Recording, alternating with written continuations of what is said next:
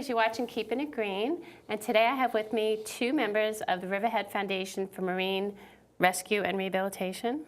Did I get the name right? Research and Preservation. Research and Preservation. We A try lot to of make it R's in there. confusing. Yeah, thank you very much. The Riverhead Foundation. That's what you all are known as. That's correct. All around Eastern Long Island and nationally. I mean, you guys have been around for a long time. I have Rob DiGiovanni and Yulika Vorkul. Thank you for coming. Thank you for having us. Thank you for very having much. us. It's always great to come here and talk to you about turtles or whatever we do. It's wonderful. What you guys do is amazing, and it's necessary here on Long Island, surrounded by water. Could you both introduce yourselves and tell me a little bit about yourselves, and then let's get right down into cold stun sea turtles. Well, I'm Rob DiGiovanni. I'm the Foundation Director and Senior Biologist for the Riverhead Foundation for Marine Research and Preservation. And My name is Yulika Vorkul. I'm the Rescue Program Supervisor, also with the Riverhead Foundation for Marine Research and Preservation. Very good. And you hold a number of classes on cold stun sea turtles this time of year. We're having coming up to the season, so why don't you talk a little bit about that, about the classes and. Sure. Yeah, this is the time of the year when we start seeing what we call cold stun or hypothermic sea turtles on our beaches. So pretty much what happens is that in the summertime, if you're a boater, I'm sure that you know that, sea turtles are in our waters. They're in the ocean, in the bays, in the sound. We do get actually quite a lot of sightings of just general public reporting those little heads popping out of the water when they boat or just recreational boating or fishing. And that's important for you to know about these sightings, so that you have an idea of the animals in the area and where they're going and such. So yeah, it's always what's really interesting about well, one of the missions of the foundation is to try and just increase awareness about what's in our backyard. We're always amazed by how many people we speak to on the beach, and they had no idea that we would have sea turtles in our waters, or that we would have whales or dolphins or seals. And even this summer was a really unique case for us, where it wasn't a cold stun sea turtle, but on June 18th at Ponquag Bridge, we had an adult female sea turtle come out in the middle of the night, and it was more like a false crawl just coming up on the beach. So it's something that you wouldn't really see regularly. Right. But had there not been someone on the beach to call us, nobody would have even been able to report it. And that false crawl, that was a nesting type of behavior? It's a nesting type of behavior, and it looks, from the photos that we were able to go out and take, that animal probably nested a little bit farther down the coast, off of Maryland, I believe, is what our network. We work together with other networks that go out.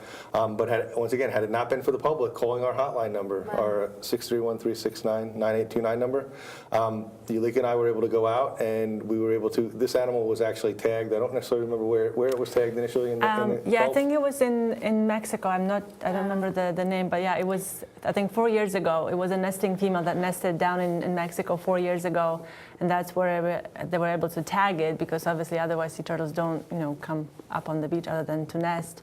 And we saw the tag after a little while, because it was pitch dark, although it was full moon. So.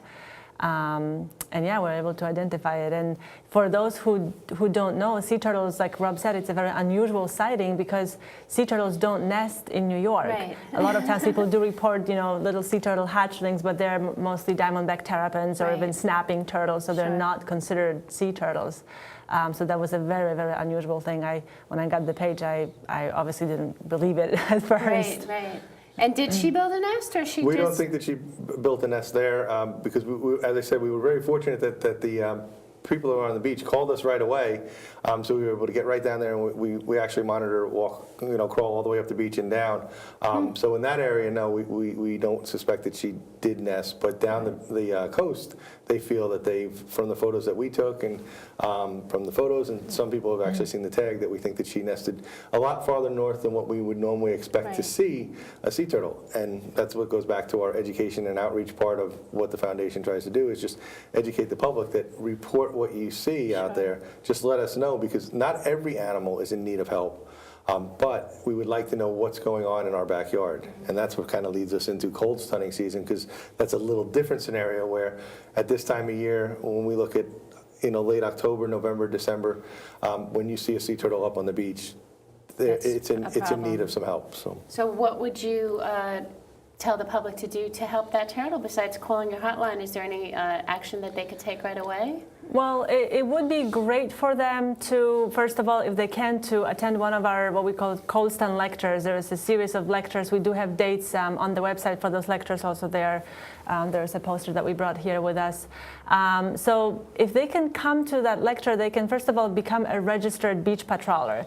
And what it is that we would ask them if they are on the beach, whether they walk the dog or jog or just, once a week, twice a week, however, whenever they're on the beach on their free time, if they can call us and let us know that they have been on that beach at, on this day, on this time, and they haven't encountered any sea turtles, they haven't found anything. It's a great information, what Rob obviously says, that negative data is data. Sure. Because then we know that, yes, somebody was on that beach and didn't find anything. So it's not that we haven't had turtles because they haven't been found, but probably because they're not there, which, is a good thing. And they should probably look along that rack line too, because you might Correct. not see them if they mixed in with some debris or seaweed and such. So they Correct. should really look Yeah, carefully. I actually do have a couple of pictures here that show sea turtles that were found on the beach. So as you can Wow. see, this sea turtle right here, it's upside down, so you can see the plaster on the bottom portion of the shell that can mix up with the sand Sure, I color. can't even really see that. And then this little Kemp's Ridley Okay. is right, in the seaweed, like you said, at that Right. high tide mark. Sure. So obviously its shell is dark very often because they are very slow-moving animals after they are compromised. Like I said, they didn't migrate after the summer, so they eventually get very compromised and they lose their mobility, their really ability to swim. So they mostly just float or drift with the current. So Right. they start getting algae growth on their shell, and you find them just like that. A couple of them have been actually found in the surf. So what's important is that you don't want to be putting them back in the water, because that's definitely they'll just die. They'll get so severely hypothermic that they will die. So other than reporting them to us, obviously we will give you further instructions. If you can't get a cell phone reception, which is very normal on the North Shore beaches and out east sometimes, please mark the turtle location very clearly. Remove The the big turtle stick or with something, a stick, or- with something that you can find on the beach that's obviously that we can find easily if you get to the phone and you're leaving the location. It is important to, if you can, move the turtle out of the surf if it's in the surf, or Right, even if it's upside down. if it's upside down, yeah, it's probably better to put it, belly down. Like I said, if you come to our lectures, we'll train you a little bit so you'll know more or less, what to do, what not to do. If you just happen to encounter one, like I said, the most important part is really to get in touch with us as soon as possible and not put the animal in the water and hopefully not lose the animal. So And just the mark other it. part to that is to make sure that these animals will look like they're dead. Right, I was gonna say so that, they will actually have, Yeah. they will not have any motion or anything like that. So also think about your own safety. You're going to be picking up an animal. In some cases, it might be an animal doesn't have any motion, but its flippers can move a lot. So you want to be careful that if you're going to move it, Careful of the as mouth. Ulrika says, keep it all away, keep the business end away from you, and that's really important. One of the things that we always found very interesting with cold stun sea turtles is that they can come in where they look dead, and then after a lot of very evasive treatments that we would do, we'll give the turtle fluids, we warm them. So we're kind of very aggressive in trying to bring them back up to what's considered operating temperature, body temperature. We've seen them have no signs of life and then all of a sudden just spring to life. So those things can happen, but what we don't want you to do is start warming the turtle when you move it, because we need to be able to do that in a controlled environment, because if you warm them quickly and the animal is in this state, it could go into hypovolemic shock, so that would be a problem. So we want to be able to bring them to our facility. We still have time to work with them, and we have had success with animals that have had no outward signs of life, and we've been able to revive them and actually return them back to the wild. What kinds of sea turtles have stranded here on Long Island in the winter months? Well, we have 4 species of sea turtle that we encounter in our waters on a regular basis. One species that we would encounter would be the Kemp's Ridley sea turtle, the green sea turtle, and the loggerhead sea turtle. You could probably see them here on the sighting card. Those are the 3 species that are susceptible to cold stunning.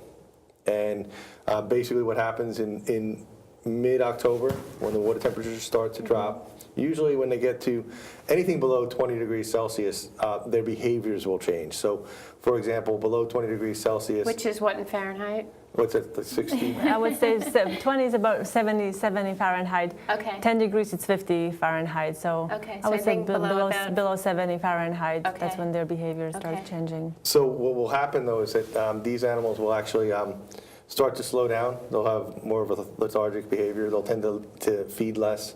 And then they start going into more and more advanced stages of being cold stunned. And that's really the critical time, is when they're at 10 degrees or 50 degrees Fahrenheit. That's the critical part. If we don't get the animal at that point in time, it will end up with the animal dying. And another thing that the public can do to help is by adopting some of these animals that you rescue, and they can go on your website and check out the adoption. That's correct. We actually have 2 turtles at our facility right now that are on our adoption program. And Yulika can tell you a little bit about. Yeah, this is a picture of Rudy. So we have 2 sea turtles right now, a Kemp's Ridley and a green sea turtle. And they're actually in our rescue center at the aquarium, at the Long Island Aquarium. So people can adopt them, but they can also come and see them, and they can bring their children. Right now, both Rudy and Chestnuts are non-releasable because of the damage that they I guess sustained during their initial injury. They were both rescued as cold stun, but in addition to that, they had injury that was probably caused by a boat propeller.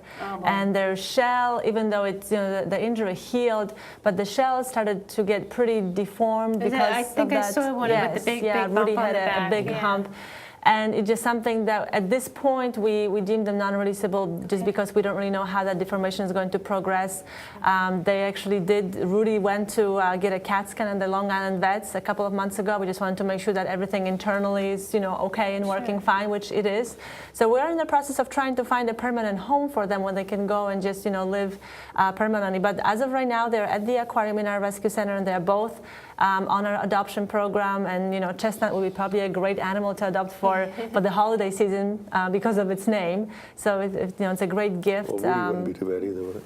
Well, Rudy too, right? Rudolph, That's Rudy. true, Rudolph. So yes, it's something that people usually adopt them as a birthday gift or a holiday gift. Now, or, nobody gets to take these animals home. No. They get to live out their No, lives, either at that's right. their That's future right. home or the aquarium. That's right, but they do Okay. get photos on their animals. They get a stuffed animal. They actually get Little this certificate. little certificate with their name or the school great. name, the class name. Sometimes we have actually classes that are raising, money. Very Every nice. kid, brings a little small amount of money that they raised by doing something around the house or something, and they can So the gift for the, adopt. I gave one to my oldest daughter for Christmas last Oh, year. yeah. What do these kids, they have everything. So Right. I'm like, here, honey, I got you a sea turtle.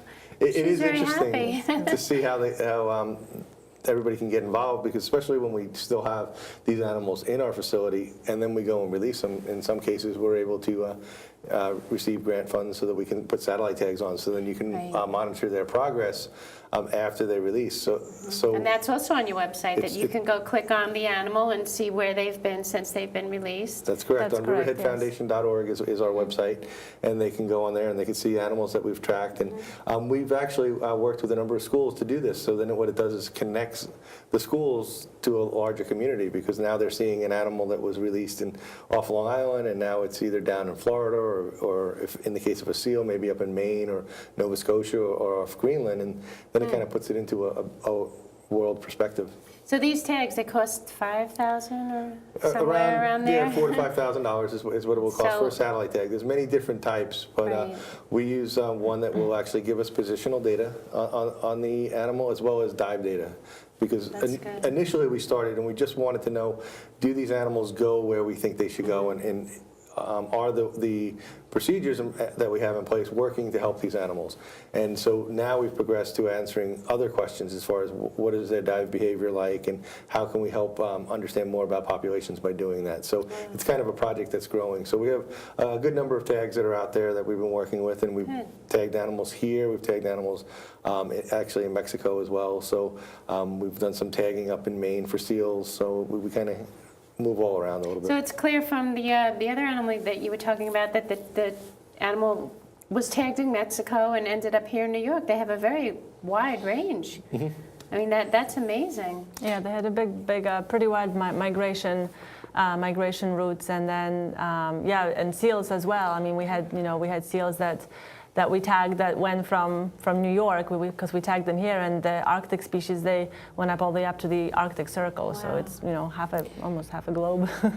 The tag that we were speaking about on the turtle that was up in Ponquag was flipper tag. So that's a passive means of tagging an animal. So you're only going to receive information when you actually see the animal, and obviously years later. Whereas satellite tags will show us a little bit more real time, usually only a day or so lag, but for a shorter period of time. So we don't know where she went in the last 4 years between here and Mexico. Right. She could have been back and forth. Numerous times. And those are some of the questions that we'd like to understand, and people up and down the coast are working on some of those questions. So what's the status of these marine species? How are they doing globally or locally? How are they holding up? Well, it really depends on the species. I mean, you have some of them are threatened, some of them are endangered. Kemp's Ridley being endangered, does appear that those population numbers, their nests have been protected, so their populations might be growing.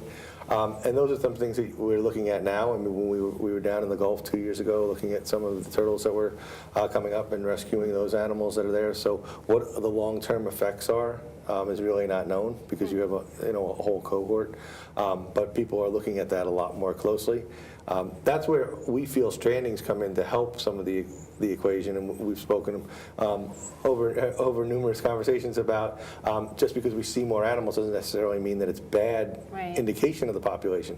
We might be seeing more animals because there are more animals out there. Sure. And that's why we're trying to tie a lot of these programs together so we can look at strandings as well as going out and doing counts. And we were fortunate enough this year to work with the Virginia Aquarium, Virginia Beach, and we were doing aerial survey work between Maryland border and North Carolina border, surveying for marine mammals and sea turtles. And we're working on getting an estimate of what the population is doing in that area.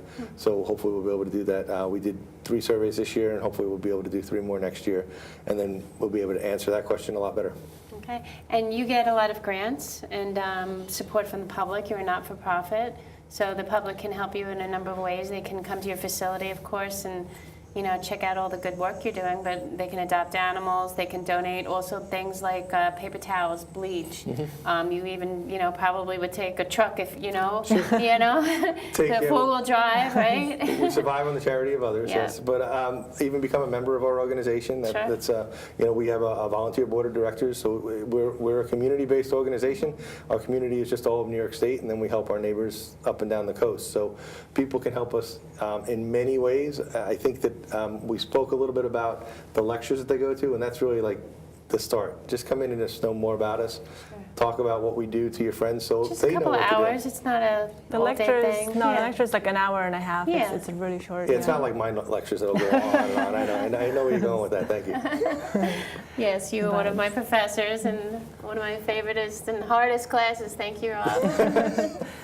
But another way how they can help too, also obviously by donating, but by donating their time if they would like to volunteer or intern. So if they're enrolled in college, they can actually get credit for their internship with us. But we actually look for volunteers in all areas, and usually people are a little bit intimidated because they said, I don't really know much about animals or marine biology, and I'm like, listen, we are not looking for another marine biologist because we have plenty of those here. We're looking for somebody who has skills that we don't have. So a mechanic, a carpenter, a plumber, a teacher, just anybody who can help us with any other areas that we need to do to fix our tanks. And we do a bunch of educational programs too. So we are always looking for docents that are willing to learn about us and then go out and educate the kids. So. I think the learning process is we learn as much from our volunteers and sponsors and donors as they would learn from us about the animals. So that's where it's always a constant learning. If we ever come in here and we think we know everything on the day, then we should go do something else. So that's what makes the job very exciting. And we get emails almost on a daily basis from kids that are I'm 13 years old and I want to be a marine biologist and I want to come in and shadow you and understand what this is about. Yeah. And because we've been doing this is our 15th year as the Riverhead Foundation, now those kids are coming back and, either becoming professors now or biologists in other ways, or even, working in the community and in other aspects. So that's really what's been really exciting, is that you can see how this is just continuously going on, and they'll all tell the story about, I had no idea we had these animals here, and now they're going out and telling everybody. So that's really... That's wonderful. And you've got mostly volunteers in your organization. You have a few staff.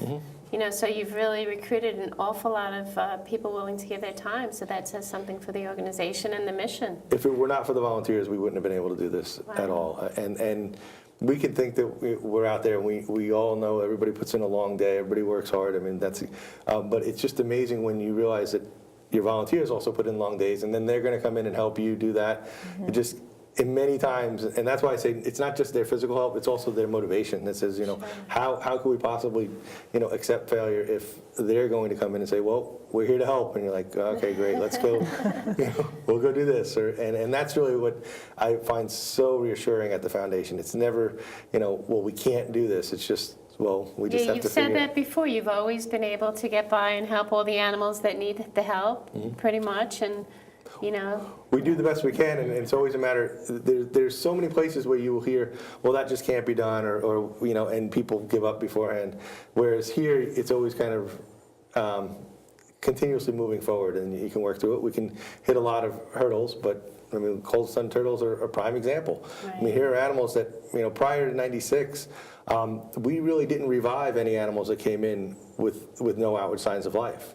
And it's because they were classified as animals that we thought that most of them were dead. Can you hear their heart beating, or is that difficult? Well, it's very difficult. If you have an animal where you're only going to have a couple of heartbeats a minute, it's very easy to miss that.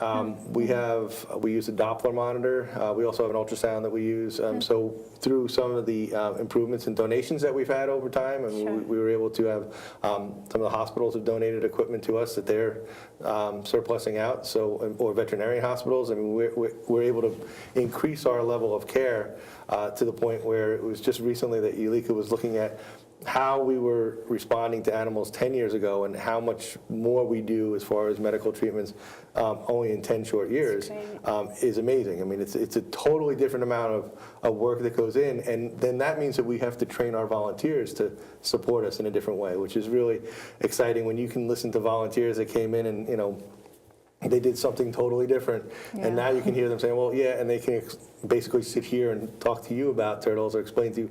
I mean, that's really exciting to see that. And just to let the viewers know, where the sea turtles are coming up mostly is the North Shore, the north-facing beaches, the Long Island Sound. Well, the predominant wind direction that we encounter is out of the north. So usually the turtles during the fall will come up on the north-facing beaches. And then what that also means is if there are turtles that are cold stunned on the South Shore, they're probably being pushed offshore. So that's really why we don't tend to get them on the South Shore as much. But the important thing to remember is if we're out there looking for them, I mean, the chances are we could still find them. We found them all around Long Island. It's not uncommon for us to find them in Western Long Island or Western Long Island Sound. So there's a handful of animals, if you look at a huge data set, that are scattered all around Long Island. The key thing is getting more people out there looking for them. And if you're going to go out on the beach and you're going to go jogging on the beach, you're going to go take the family out and go on a walk, at least just know to look. I don't want you to always be looking down and say, oh, this is terrible. But, if you look down at the rack line, at least if you see a turtle, then you can give us a call and let us know. And that's the key phone number thing. Again? 631-369-9829. And that's to let you know if they spot an animal healthy or compromised? They can call that number anytime, 24 hours a day, and they'll get someone in touch with it, and we'll talk to you. We'll usually interrogate you a lot on the phone because we want to get your eyes and ears. And we're very fortunate now with a lot of technology where we have camera phones where people can take photos. Sure, that's a good idea. The one thing that we have to caution about is that keeping in mind that these are wild animals. So we're talking a lot about cold stunned sea turtles where they might not have any signs of life, but if you happen to come across, say, a seal, a whale or dolphin, you need to really stay back from them. I mean, it is a recommendation under the Marine Mammal Protection Act that you stay 50 yards away from this animal. the key thing is you don't want to alter their behavior. Right. And most of what you can do, what we need to know, we can do from a distance. Maybe stand back and watch for a few minutes before, maybe it's just, Mm-hmm. if it's a seal, it's just resting on the beach and, In many cases, we're having more and more sightings of animals that are not in need of being brought into a rehab facility. And I mean, years ago, I have a scenario where I had these two women that had called, and they said that they had a seal, and I said, well, would you mind watching it until we got there, because we were driving, all the way out east, and so we didn't want to drive all the way out and find out that it went back in the water. And I said, but you should stay back. And I showed up on the beach, and they're there in beach chairs, just sitting there, crocheting or whatever. And I couldn't see the seal, and I walked up and I was like, well, where's the animal? Did it leave? They're like, no. And it was way down the beach. They were just watching it as though, like, they're watching the grandkids. It's far enough, we could see it. So, I mean, they did exactly what you were supposed to do. that's Is they didn't great. really, alter the animal's behavior at all, but they kept an eye on it, and they enjoyed themselves while they were there. So it's pretty interesting. And the best way to actually watch seals in the wild is to join us on a seal cruise that are starting very shortly in January. So, it seems like it's far away, but it's really not. And the seals are already here. We already had sightings of seals around here. And again, we do them on every weekend, Saturday and Sunday, for 4.5, 5 months. And where did the cruises leave from? They leave from Freeport, which is Western Long Island. It's about 2.5 hour sail. It's in the bay, it's in the harbor, so it's definitely, the weather is usually not an issue.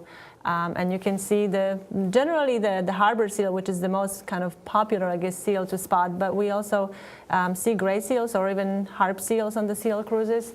So it's something that, again, it's safe. It says for the animals, for the public, Educational. and it's educational because we always have a naturalist on board, and it's great family fun.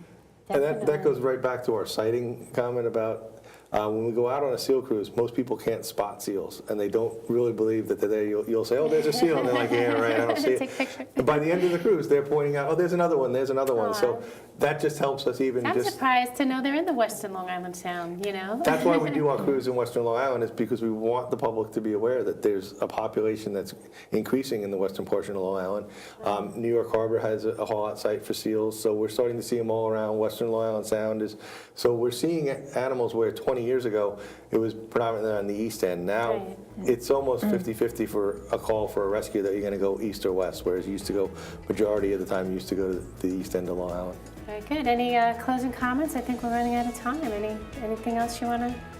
We would just like to have the public come and visit us on a release when we finally are able to rehabilitate these animals and put them back out. Go to our website, riverheadfoundation.org. Join us on Facebook. We'll keep you updated on what we're doing on a regular basis, and you can join us on a release when we're able to be successful. Great, and they're usually posted on your website and Yes, in the they local are. newspapers. And Facebook, yeah. Definitely. Thank you guys. Thanks so Thank much you. for Thank you coming for by. having us.